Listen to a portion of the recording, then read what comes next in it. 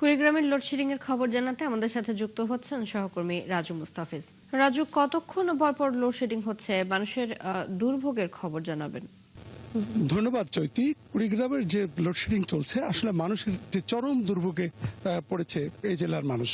কারণ এখানে প্রায় সারা 24 ঘন্টায় 6 থেকে 7 ঘন্টাও কারেন্ট ঠিক মতো থাকে না। আধা ঘন্টার জন্য কারেন্ট আসে, 2 ঘন্টা চলে যায়, 2 ঘন্টার মধ্যেই থাকে না কারেন্ট। এখানে বয়স্ক এবং শিশুরা চরম দুর্ভোগে পড়েছে, অসুস্থ হয়ে পড়ছে তারা। এবং এই কুড়িগ্রাম হাসপাতালে এই গরমের কারণে বেশ কিছু শিশু ডায়রিয়ায় আক্রান্ত হয়ে তারা হাসপাতালে ভর্তি হয়েছে। প্রতিদিনই প্রায় 40 থেকে 60 জন রোগী প্রায় তারা হাসপাতালে ভর্তি হয়েছে।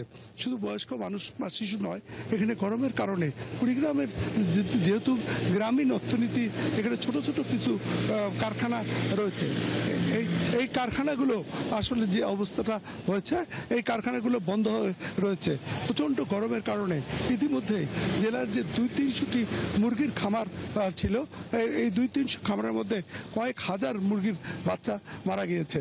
পাশাপাশি যে অবস্থাটা সৃষ্টি হয়েছে যে এবার যারা অনার্স পরীক্ষা দিচ্ছে অথবা এসএসসি পরীক্ষা দিচ্ছে, এই পরীক্ষার্থীরা গরমের কারণে চরম অতিষ্ঠ হয়ে পড়েছে, তারা পড়াশোনা করতে পারছে না। বিশেষ করে পল্লী বিদ্যুতের যে গ্রামের যে অবস্থাটা, এই অবস্থা মানুষজন সারা রাত রাস্তার পাশে একটু বাতাস পাওয়ার জন্য ঘর থেকে বিনিদ্র রাত কাটাচ্ছে।